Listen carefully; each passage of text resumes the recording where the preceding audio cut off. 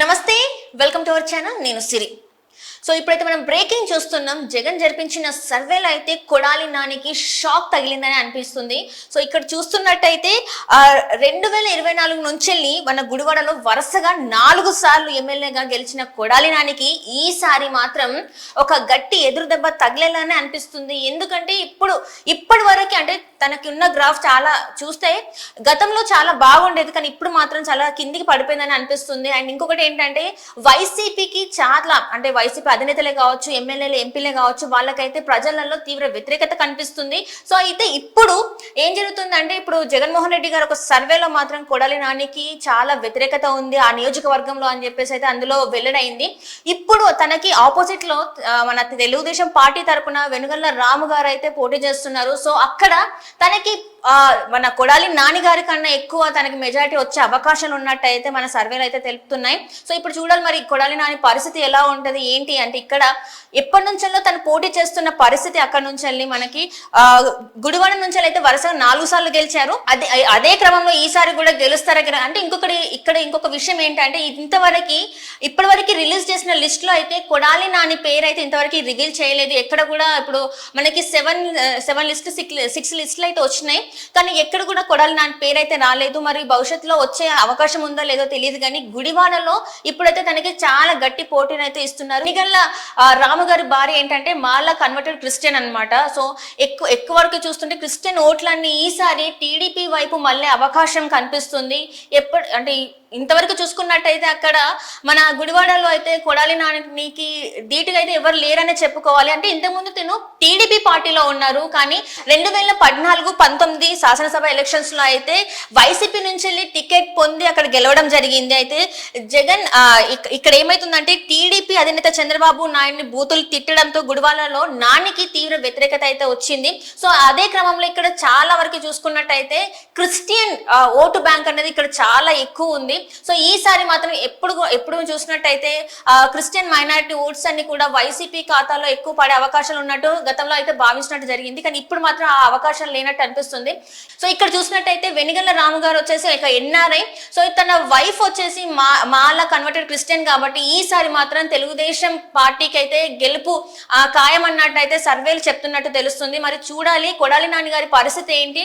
వరుసగా ఇన్నిసార్లు 4 సార్లు గెలిచిన ఈసారి మాత్రం మరి గెలిచే అవకాశాలు లేవు అన్నట్టుగా కనిపిస్తున్నాయి. అంటే సర్వేలు ఇలా చెప్తున్నాయి. చూస్తున్నట్టయితే మరి కొడాలి నాని గారి గురించి మరి జగన్మోహన్ రెడ్డి గారు ఏం స్టెప్ తీసుకుంటారు, మరి గుడివాడ నుంచి వెళ్ళి తననే పోటీకి పంపిస్తారా, లేకపోతే మనం చూస్తూనే ఉన్నాం అభ్యర్థులని మార్పులు చేర్పులు చేస్తున్నారు. కొంతమందికి అయితే టికెట్లు ఇవ్వడం లేదు, కొంతమందికి స్థాన చలనాలు అయితే జరుగుతున్నాయి. సో అదే క్రమంలో మరి కొడాలి నాని గారిని కూడా ఉంచుతారా అంటే అక్కడ గుడివాడ నుంచి పోటీ చేయడానికి ఓకే అంటారా, లేకపోతే తనని కూడా వేరే ప్లేస్ కి మార్చే అవకాశం ఉందా? ఎందుకంటే తనకి ప్రజల్లో అయితే తీవ్ర వ్యతిరేకత ఉందా అన్నది మాత్రం వాస్తవం. సో ఇప్పుడు మరి ఈ పోటీని తట్టుకుంటారంటే ఇప్పటివరకు సర్వేలు చేసిన ప్రతి దాంట్లో కూడా టీడీపీకి అనుకూలంగా అంటే టీడీపీ జనసేన హవా నడుస్తుందని మనకి ఇప్పటికే చూస్తున్నాం. మనం సర్వేలన్నీ కూడా టీడీపీ జనసేన వైపే చూపెడుతున్నాయి, కానీ వైసీపీకి చాలా తక్కువ ఓట్ బ్యాంక్ వస్తుందని చెప్తుంది. ఇదే క్రమంలో ఇప్పుడు జగన్ చేయించిన సర్వేలోనే ఇప్పుడు కొడాలి నాని పరిస్థితి మాత్రం బాగాలేదు. గ్రాఫ్ అంతా పడిపోయింది, అక్కడ వ్యతిరేకత బాగా పెరిగింది. అండ్ ఓట్లు కూడా ఈ టీడీపీకి వైపు మొగ్గు చూపుతున్నట్టు అయితే తెలుస్తుంది. మరి ఇక ముందున్న పరిస్థితి ఎలా ఉండబోతుంది ఏంటనేది అయితే మరి ముందు రోజుల్లోనే మనకు తెలుస్తుంది. సో ఇదే పరిస్థితులు ఇక్కడ ఏంటంటే చాలా అంటే ఇక్కడ చూసినట్టయితే మనకు వెనిగళ్ల రాముకి కలిసి వచ్చిన ఏంటంటే సామాజిక సమీకరణలు ఏంటంటే అదే చెప్పాను కదా ఇంతకు ముందు, మనకి క్రిస్టియన్ ఓట్ బ్యాంక్ అయితే ప్రతిసారి నాకు అంటే వైసీపీకి ఎక్కువ వెళ్ళేది, కానీ ఈసారి మాత్రం అట్లా కాకుండా తెలుగుదేశం పార్టీ వైపు మొగ్గు చూపుతున్నారు. అయితే ఇక్కడ తెలుగుదేశం పార్టీ వైపు చూడడానికి కూడా కారణాలు చాలానే ఉన్నాయి, అనేకమనే చెప్పుకోవచ్చు. ఎందుకంటే ప్రజల్లో ఒక గుడివాడనే కాదు, మనం ఎక్కడ చూసినా ఆంధ్రాలో ఎక్కడ చూసినా కూడా జగన్మోహన్ రెడ్డి గారి ప్రభుత్వానికి అయితే తీవ్ర వ్యతిరేకత ఉంది. కేవలం అంటే రోడ్లు కావచ్చు, నీరు కావచ్చు, అంటే లైక్ ఉద్యోగాలే కావచ్చు, ఎక్కడ చూసినా కూడా అయితే ఎక్కడ కూడా తను ప్రజల్ని సాటిస్ఫై చేయలేదు. తన పరిపాలనలో ఎక్కడ కూడా ఈ 5 సంవత్సరాల కాలంలో కూడా ఎవరికి కూడా అంటే ఒక బటన్ నొక్కే పథకాల ద్వారానే జనాల్ని సంతోష పెట్టాను అని చెప్పేసి తను చెప్తున్నారు. అభివృద్ధి వైపు ఒక్క అడుగు కూడా ముందుకు పడలేదు.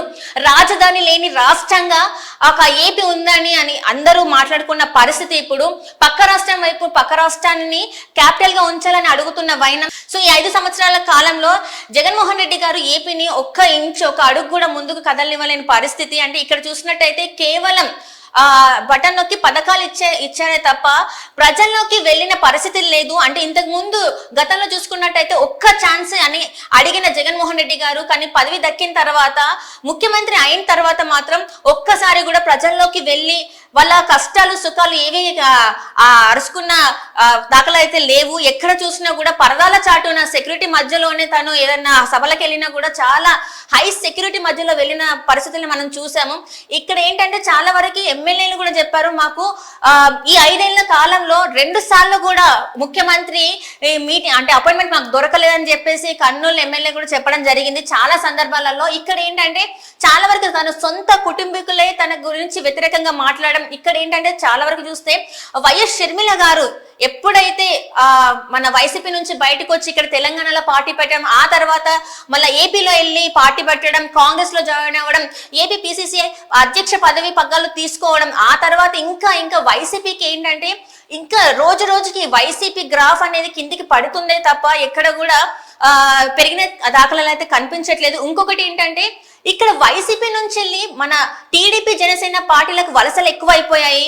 అది అక్కడ కూడా కాదు అంటే మన కాంగ్రెస్ లో జాయిన్ అవుతున్నారు తప్ప వైసీపీలో అయితే అభ్యర్థుల కొరత అనేది మనకి స్పష్టంగా కనిపిస్తుంది. ఇంకొకటి ఏంటంటే ఎంపీ అభ్యర్థుల కోసం అయితే జగన్మోహన్ రెడ్డి గారు ప్రతి ఒక్కరిని అడగడం, వాళ్ళు కాదనడం.